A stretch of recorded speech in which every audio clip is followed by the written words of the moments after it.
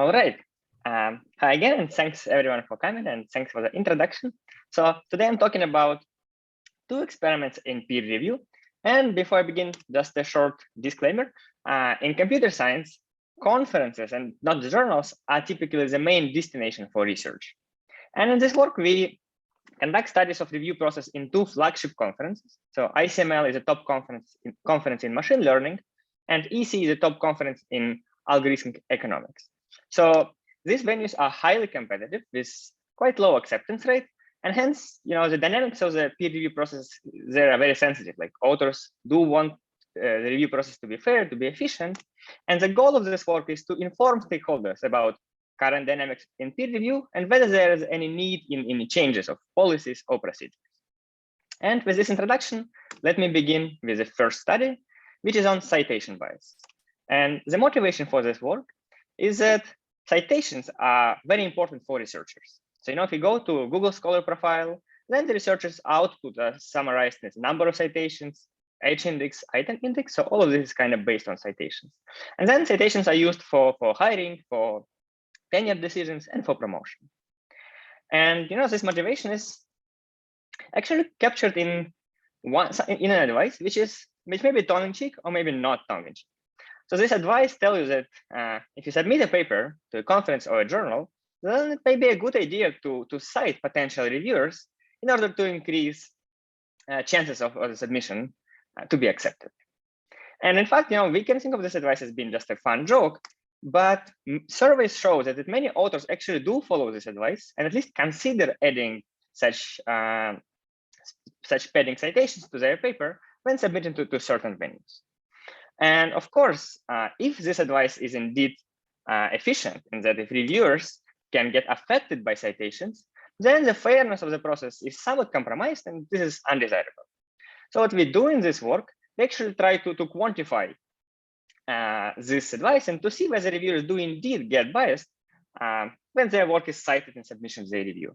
And for this, we study a research question, which is somewhat intricate. So what we want specifically to answer is whether citation of reviewers' work cause a shift in their evaluation that goes beyond the genuine change in the submission's quality or submission scientific merit, which is driven by this citation.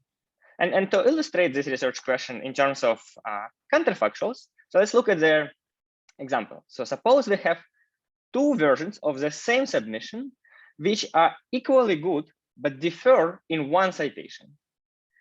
And then we have a reviewer, John Doe, who is cited in one version and is not cited in another version. Then, provided these two papers are of the same scientific merit, the difference in evaluation given by this reviewer to these two versions of submissions is indicative of a bias in their decision, right? Because the papers are the same. The only difference is a citation, which is exchanged with something else or just omitted without hurting the scientific quality. And then, of course, the difference is indicative of a bias. But in general, just removing citation from a submission is not guaranteed to not change the scientific merit, because some of the citations are important. And that's what we try to accommodate in our analysis. And of course, it's hard to intervene to this process, and it would probably be unethical to change citations of submissions. So in this work, we rely on observational analysis. And now I'll tell you how do we perform this analysis. And to illustrate our approach, it's good to start from something very simple and very naive. And a naive test for citation bias would be to just compare scores given by cited and uncited reviewers.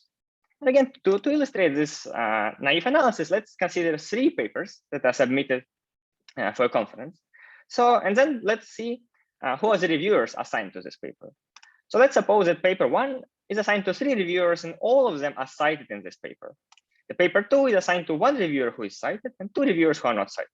And paper 3 is assigned to all 3 reviewers who are not cited. Then what this naive analysis would do is to separately consider scores given by cited reviewers and scores given by uncited reviewers. And then it would compare, say, mean score and declare bias if this difference is large enough. So this is a naive analysis. And of course, this is not a very good approach for testing for bias, because the analysis is observational. And hence there may be confounding factors that break this naive analysis and force it to make false conclusions. And in this work, we try to account for these confounding factors. So let me now introduce you the factors that we account for. And we can begin from a simple one, reviewer expertise. So, papers in peer review are assigned to reviewers of different expertise in reviewing them. Some reviewers may be working in the exact same area, while others may be a little bit further away from the topic of submission. And of course, the expertise, is not guaranteed to be independent from probability of being cited. And it actually may happen that the higher the expertise of the reviewer, the more likely that the paper cites this reviewer. And simultaneously, it could happen that expert reviewers are more lenient. In this case, these two trends would result in this naive analysis declaring the bias, even if the bias is absent. Right? So reviewers may not be biased by citations, but just these patterns between probability of being cited, leniency, and expertise makes naive analysis raise a false alarm. And similarly, there are confounding factors such as reviewer seniority and reviewer preferences. So in peer review, typically reviewers indicate preferences in what submissions they want to review, and they say may be more lenient towards submissions they want to review. So all these factors may lead to spurious correlations, which bias the naive analysis. Next, there's a paper quality confounder. It's a little bit different, but the idea is that as we saw in the example, right, some of the papers could say be out of scope and assigned to all unsighted reviewers. And in this case, these unsighted reviewers can give low score to the submissions, but again, not because of the bias, but just because the submission is out of scope. And the last confounding factor we consider is a little bit more convoluted, so we call it generally missing citations. And let me introduce it separately. So to introduce this confounding factor, let's consider a paper and two reviewers who review this paper. So one of the reviewers, the blue one, is cited in the submission, and the second reviewer, the green one, is not cited in the submission. Now, suppose that the cited reviewer reads the paper and says, well, my work is adequately cited, and I don't see any missing references, so it's a good paper. And uncited reviewer actually observed that some of their past work is not discussed in the submission while being very, very relevant.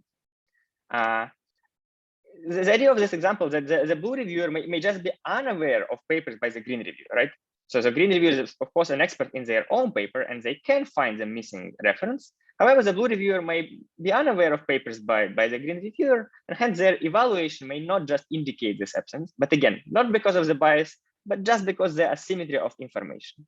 And this asymmetry of information leads to differences in mean scores and breaks the naive analysis, even in absence of bias. So this is the confounding factors we account in our analysis. And I should just say that there are some past works that try to test for citation bias, but they do not really account for these confounding factors. And hence their findings may be driven by spurious correlations and not the causal relationship between citation and the score. So to introduce you our approach, let me tell you how we deal with confounding factors. And there are kind of three different approaches we use to remove the impact of confounding factors. So the first one applies to a group of somewhat simple confounding factors. These are factors that describe reviewer identity. And for them, the data that is generated in the peer review process has variables that allow us to capture these confounding factors. For example, for reviewer expertise, we have self-reported ex post evaluations of reviewer expertise in reviewing submissions they were assigned to. Similarly, we have ex post evaluations of confidence of reviewers in their scores. And finally, we also have an independent metric of similarity, which is fully automated and is based on textual overlap between the content of each submission and the content of papers authored by reviewers in the past. So all of these variables enable us to capture reviewer expertise to some extent. For seniority, we use a classification of reviewers into senior and junior that was conducted by program chairs for their decision making. And for reviewer preferences, yes, reviewers do indicate their preferences. We have them and we use them we account for them in our analysis. So that's the first approach we take. The second approach we take is to account for paper quality. And here the challenge is that the paper quality is actually unobserved, and we do not know, and we cannot, describe the paper quality objectively. And there may actually not be a thing such as objective paper quality. So what do we do in our analysis to remove this confounding factor is So we designed our analysis to operate with differences in reviewers' evaluations. And to illustrate this approach, let's again consider a paper and two reviewers who review this paper. Then, of course, the evaluation of each reviewer is a function of two things. So it's a function of the paper quality, but there's also a function of reviewer identity. And for reviewer identity, right, we can describe it using the approach one, but paper quality, we don't really have a good understanding of. So what we can do is to take a difference of scores given by two reviewers. And in doing so, we kind of hope to remove the impact of the paper. And only, so this difference will only depend on the difference in the reviewers' identities, which we can describe. So our analysis operates with the difference in reviewers' evaluations to remove the paper quality confounding factor. And the third approach is designed to account for generally missing citations. And here is the challenge is that it's hard to detect these generally missing citations automatically, right?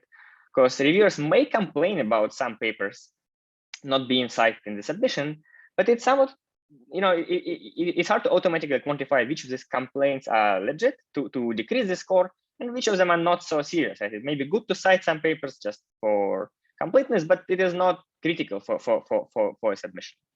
And to account for this confounding factor, we actually read all reviews that have complaints about missing citations and exclude submissions in which these missing citations are really important. That missing citations can lead to decrease in the scientific merit of the submission. And so we do analysis in two conferences. So in the EC conference, the number of papers that qualify for our analysis is about 300, and we have some indicators of missing citations. So we read all target reviews and observe that the 3 citations do indeed have genuinely missing citations, and we remove them from the analysis. So for ICML, the sample size is much larger. So we have more than 1,000 papers qualifying for our analysis. And it's hard for us to read all of these reviews. So what we do, we take kind of a small subset of these reviews to evaluate the fraction of papers that have the genuinely missing citations. And we observe that about 5% of papers have genuinely missing citations, and hence, the impact of this confounding factor on our analysis is limited. So we do not account for this confounding factor, but we have some understanding that it won't have a really strong impact on our finding. All right, so that's it about our strategy of dealing with confounding factors. So let me now talk about actually the analysis technique we take in this work. And so the main workhorse for us is linear modeling. So what we do is, so we work with score as a dependent variable. So the score given in the initial independent review is a dependent variable. And what we try to understand is how the score relates to the citation indicator. And for this, we make a linear assumption on decision making. So we assume that the score is a linear function of paper quality, then reviewer identity, and finally citation indicator. And under this model, this alpha star coefficient is our target coefficient, right? So we conduct a test to see if this alpha star is equals to 0 or not. And of course, the main challenge with this model, right, that we do not know the value of quality. So as I said, we operate with differences in scores given to the same submission, and this enables us to remove the quality from the model. So to illustrate again, let's consider 2 reviewers who are assigned to the same paper, one cited, one uncited. So if we take a difference of their scores, then the linear model ensures that this difference also follows a linear model, but we now do not have this unobserved value of quality. So by taking a difference, we remove it from consideration and operate with values that we can describe this data we have. And finally, we conduct conventional test for significance of a coefficient. And if this coefficient is 0, then citation bias is absent. And this coefficient is non-zero, then this is an indicator of citation bias in the review process. All right, so with this preliminaries, let me now introduce the result. So the results of main analysis are as follows. So we have, as I said, about 300 papers in EC, about 1,000 papers in ICML. And we observe that citation bias is present in both conferences. And quantifying the effect size, what we observe is that by adding a citation to a reviewer's work, a paper may hope to increase its score by about 0.2 on a 5-point scale in EC and about 0.16 on a 6-point scale in ICML. So citation bias appears to be present, and the effect size is quite considerable. And to provide another interpretation of the effect size, observe that this increase in the score, a reviewer cannot increase their score by 0.2. So what happens is that some fraction of reviewers do increase their score by 1, 2, or 3 points when being cited. So by adding a citation, there is a non-trivial chance that a reviewer will increase the score by 1 or more points. And to interpret this, so one interpretation for this is that 1 point increase by a single reviewer improves the position of a submission by 11%. And here, when we talk about the position of a submission, we talk about the position of a submission in the score-based ordering. So we order all submissions by their score, and then see how much a paper can gain when one of the reviewers increases their score by 1%, by 1 point. And 11% is this average number over all papers. All right, so yeah, we have some evidence of citation bias. And additionally, to kind of conduct some robustness checks, we do 2 auxiliary analyses to see whether, how robust the findings are. So for this, we first conduct model diagnostics. So, linear models make some restrictive assumptions on how reviewers make their decisions. And these assumptions are not guaranteed to be satisfied, but we have some tools to see whether these assumptions are satisfied to a reasonable extent. And for this, we look for various tools to diagnose the models. So for example, here you see residuals versus fitted plot and QQ plot. And so the plot on the left, the residuals versus fitted, it should look like a blob. So there shouldn't be any visible trend, and we actually don't see much violation of this assumption, right? And for the QQ plot, so if assumptions of linear models are satisfied, then the QQ plot should go along the line from bottom left corner to the top right corner. And we actually see that, that our residuals are actually distributed across this line pretty well. So we do not observe any strong evidence of model violation. And as a second auxiliary analysis, we conduct additionally small-scale non-parametric analysis. So in this non-parametric analysis, we avoid making linear model assumptions and do kind of covariate matching analysis. And this small-scale non-parametric analysis also leads to the same conclusions. So this robustness checks kind of suggest that our findings are, to reasonable extent, are robust to assumptions we make in the analysis.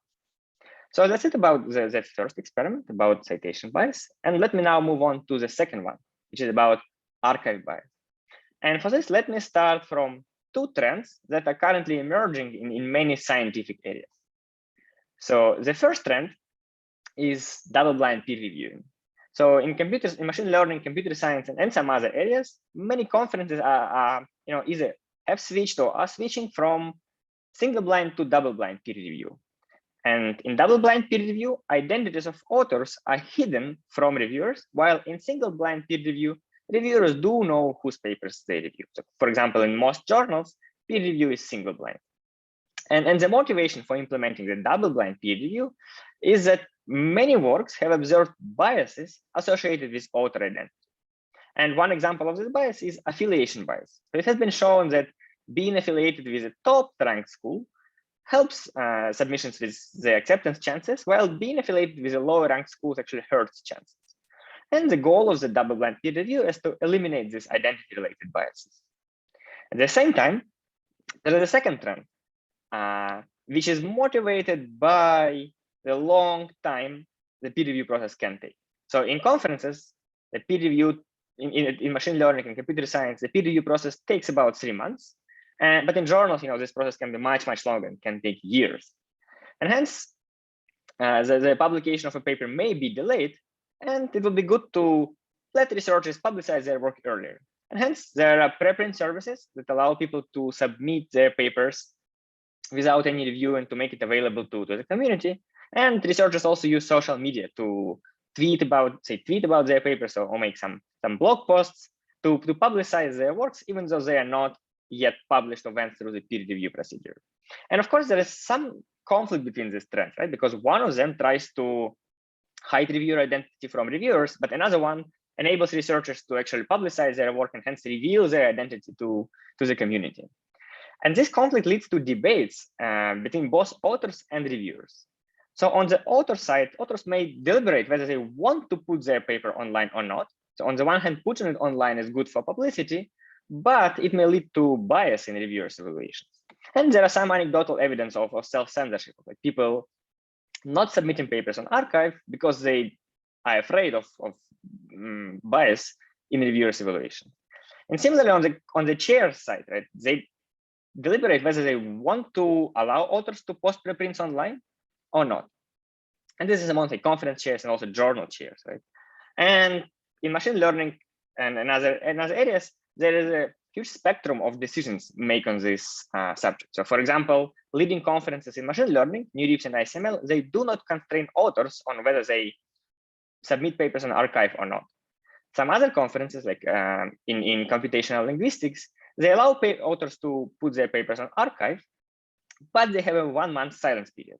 So 1 month before the deadline, authors cannot release their papers on arXiv and cannot publicize it on Twitter. So you can only do it before, 1 month before the submission deadline. Some other venues do not allow authors to arXiv their submission.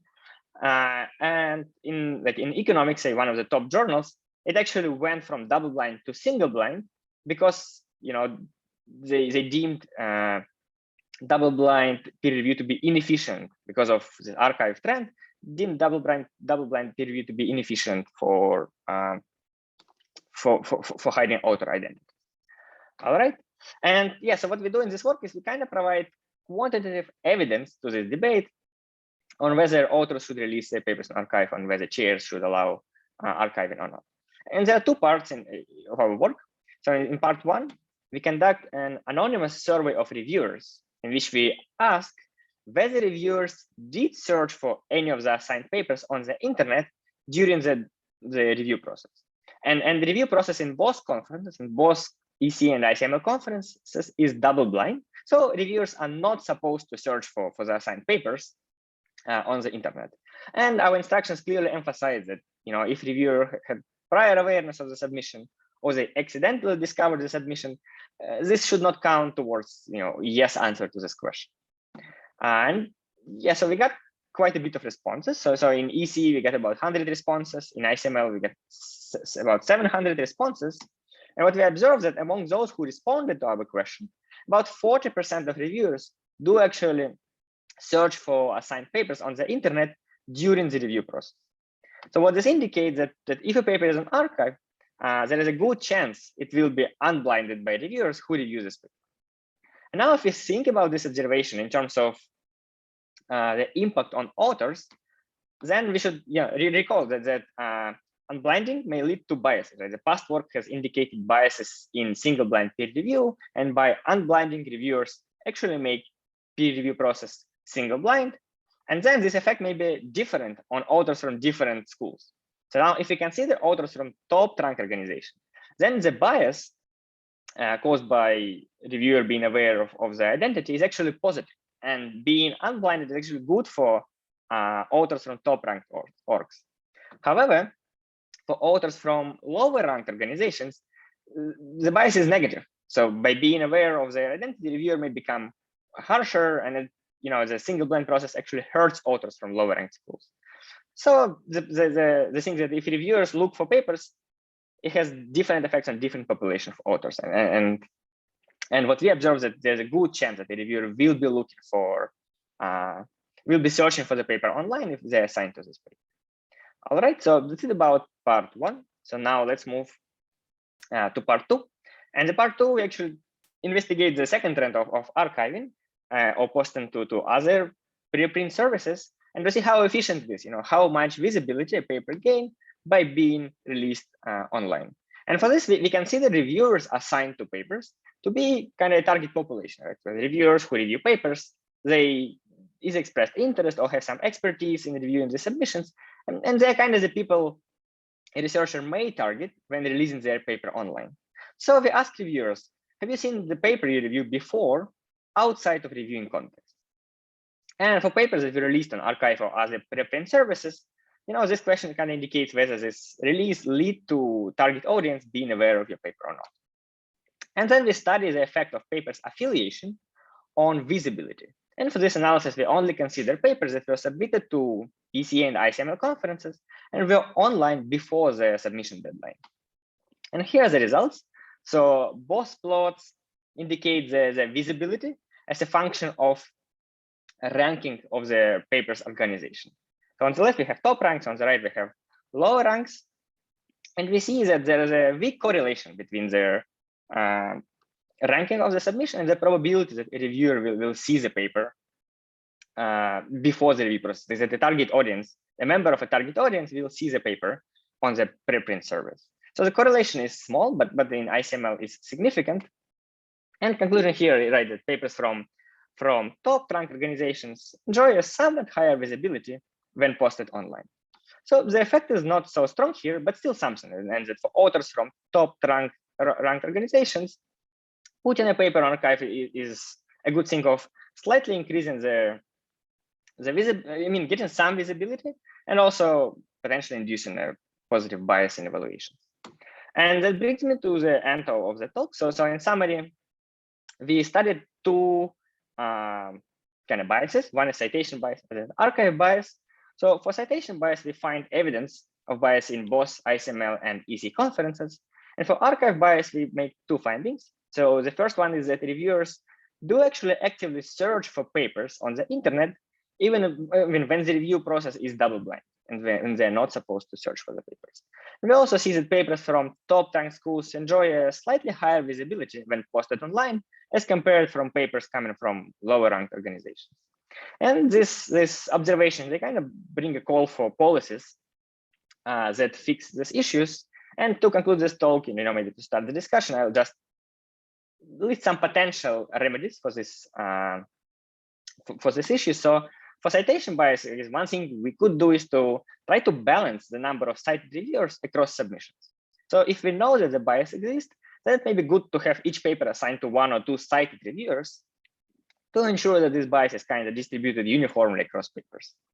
And for arXiv, we can require authors to change titles between their arXiv version of and the submitted version in order to make it harder for the reviewers to reveal the identity of authors, because titles is what typically used to search for papers, the easiest thing you can use to search for papers.